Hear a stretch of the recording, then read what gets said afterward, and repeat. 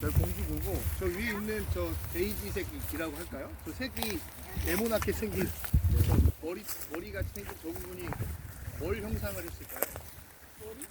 네, 뭘 형상을 한 거거든요. 어떤 형상으로 만들었거든요. 농구대 농구대가 생겼어요. 공항이랍니다. 공항이요? 네, 공항. 네, 공항 모습으로 이렇게 만든 거라고. 공항이 저렇게 네모네요? 그리고 이제 4대강 사업으로 해서 16개 볼을 만들고 나서 각 유형마다 그 볼을 예를 들면 다 8경 이런 게 있잖아요. 네. 낙동강에도 금강에도 8경이 있거든요. 그 8경 안에 세종보하고 공주보초 시설물들이 들어갑니다. 그러니까 말도 안 되는 거죠. 저 시설물이 지금 공주보고 지금 보시면 저 제일 오른쪽 끝에 하늘색 빛을 약간 띠고 있는 저 건물이 소수력 발전소예요. 그러니까 물을 흘려보내서 저기서 전기를 생산한다라고 이제 얘기하는 거고, 그 왼쪽으로 하나 보면 이제 작게 이제 교각 짧은 구간이 있어요. 거기가 이제 수문, 그 다음에 또 고정보, 그 다음에 또 수문, 그 다음에 고정보, 또 수문.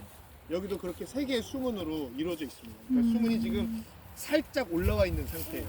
살짝 보이잖아요, 그죠? 그러니까 말씀드렸다시피 세종보랑 다르게 다른 15개 보는 다 승강식이기 때문에 저 이렇게 판을 이렇게 들어 올려요. 들어 올리면서 이제 볼을 개방합니다. 그러니까 지금 백제문화재 때문에 수문을 전부 닫아놨다가 지금 조금씩 개방을 하고 있는 상태예요. 근데 이것도 사실 저희가 가져온 변화라고 할 수 있는데 작년 같은 경우에 열지 않았거든요. 근데 저희가 어떻게든 하여튼 투쟁을 해서 사실 어느 정도 눈치를 보고 있다는 생각은 듭니다. 그리고 지금 만약에 수문을 다 닫으면 저기 띠 보이시죠? 바위에 저기까지 네, 저기까지 물이 차게 되고, 그리고 지금은 이제 말씀드렸다시피 비도 왔고 수문도 닫혀 있는 상태예요. 그래서 사실 지금 보이진 않지만 여기가 국가명승 고만하루입니다. 국가명승 고만하루고 모래사장이 굉장히 넓게 발달된 곳이에요. 국가유산청 홈페이지에 가보면 국가명승 고만하루에 대해서 그렇게 설명을 하고 있습니다. 넓게 펼쳐진 금빛 모래사장이 정말 아름다운 국가명승 그런 곳이거든요. 근데 지금 여기 밑에 보시면 지금 뻘이 쌓여 있잖아요. 지금 이제 조금밖에 보이진 않고 있지만 지금 원래는 여기 이렇게 식생들이 자리 잡아 있지 않거든요. 그러니까 모래사장이 한 강 절반까지, 절반 앞까지 모래사장이 쫙 넓게 펼쳐져 있습니다. 그런데 지금 그게 다 사라진 거예요. 그리고 이제 볼을 개방하면 어떻게 된 상태가 드러나냐면 그 모래사장 위로 뻘이 덮여서 드러납니다. 그러니까 사실은 정신분열적 정책인 거죠. 그러니까 국가명승이라고 모래사장이 아름다워서 국가명승으로 지정해 놓고는 사실은 공주보 수문을 닫으면 사실 뻘이 되는 거는 이제 분명한 사실인데 그럼에도 불구하고 그렇게 하는 거예요. 그리고 지금 제가 세종보에서는 흰목물대새를 소개해 드렸잖아요. 그러니까 그 아이들뿐만 아니라 사실 수많은 아이들이 살고 있습니다. 근데 이제 그 아이들이 상징적인 이유는 뭐냐면 꼬마 물대새라는 아이들이 있는데 그 아이들은 모래사장에다 알을 낳아요. 그러니까 꼬마 물대새들이 알을 낳는 곳입니다. 여기도 마찬가지로 2017년도 이후에 공주보를 개방하고 나서 모래사장이 넓게 드러났어요. 역시 여기도 뻘이 드러났지만 처음에 큰 비가 몇 번 지나고 나니까 모래사장이 회복되기 시작한 거예요. 그 모래사장이 회복되니까 이제 꼬마 물대새들이 돌아와서 산란을 하고 있어요. 저희 이제 페이스북에서는 나기도 이런 페이스북이 있고 김병기 환경세tum이라는 유튜브 채널 거기 보시면 그런 영상들이라든지 사진들을 이제 보실 수가 있을 텐데 제가 이제 그 나기도운이라는 페북에는 계속 일지를 적어서 올리고 있습니다. 그러면 이제 알이라든지 그 알에서 부화한 그 아기 꼬마 물대새 그런 사진들을 다 보실 수 있습니다. 정말 이 엄지 손가락만 하거든요. 아기 물대 꼬마 물대새가. 그리고 이제 그 부리가 연필심 같이 생겼어요. 연필 깎으면 이렇게 연필심 나오잖아요. 그렇게 생겼습니다. 그리고 이제 그 겁이 나가지고 움직이질 않고 가만히 있어요. 왜냐면 그렇게 배운 거예요. 그러니까 천적이 나타나면 움직이지 말고 가만히 있어라. 그리고 사람이 가면은 가만히 있습니다.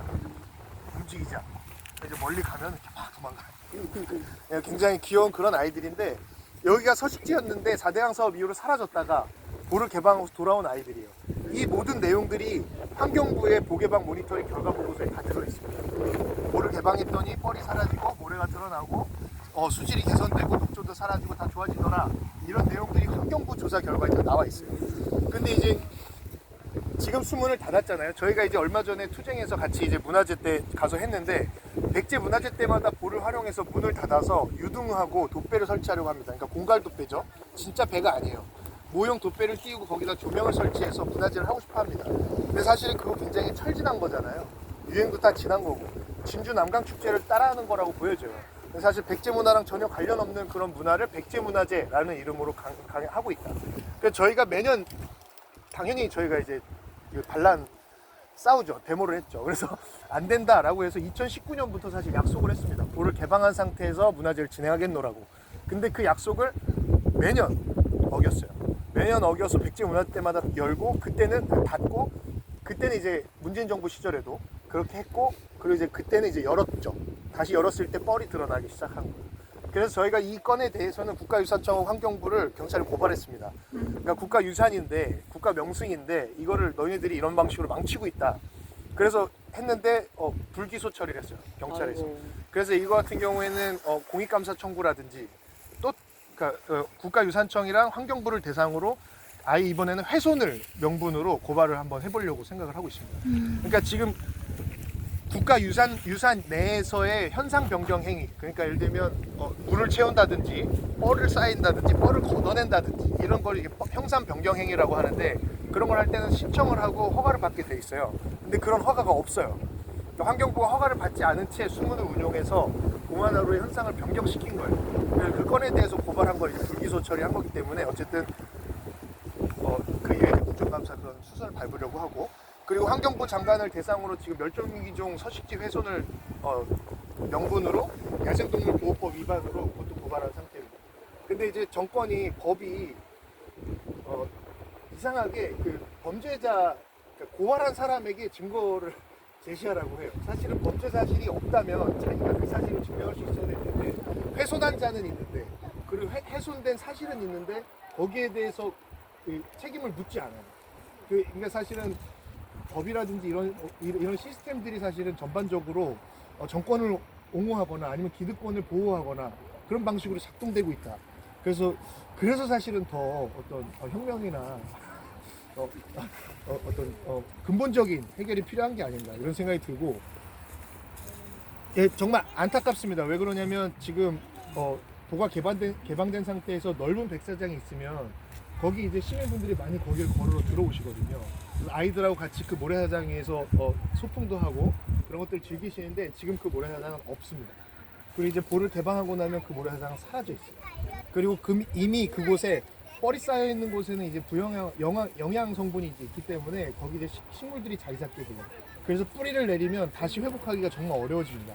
그래서 제가 말씀드렸던 금강요정이라는 김종술 기자, 시민기자, 오마이뉴스 시민기자가 있었는데 정말 헌신적으로 활동을 했던 분인데 그분은 혼자 와서 여기서 풀을 그냥 뽑아냈어요. 그냥 혼자 풀을 뽑아내고 그러니까 얼마나 그게 할 수 있겠어요. 하루에 할 수 있는 양이 한정돼 있고 그렇게 해서 모래사장이 회복됩니다. 그렇게 해서 저희들도 와서 같이 풀 뽑아내고 걷어내고 이런 것들을 거쳤습니다. 그래서 그런데 사실은 수분 한 번 되고 축제 한 번 지나가고 나면 다시 작년 같은 경우에는 뻘을 저희가 2년째 뻘 걷어내기를 하고 있습니다. 그래서 뻘이 쌓여 있으면 굳으면 이제 거북이들처럼 이렇게 갈라집니다. 근데 그걸 손으로 직접 걷어요. 그래서 자루에 담아가지고 버립니다.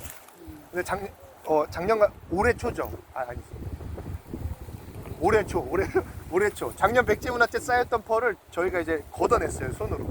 근데 그게 현상 변경 행위라는 거예요. 그러니까 이 넓이에 비하면 저희가 걷어낸 건 테니스 코트 하나밖에 안 되거든요.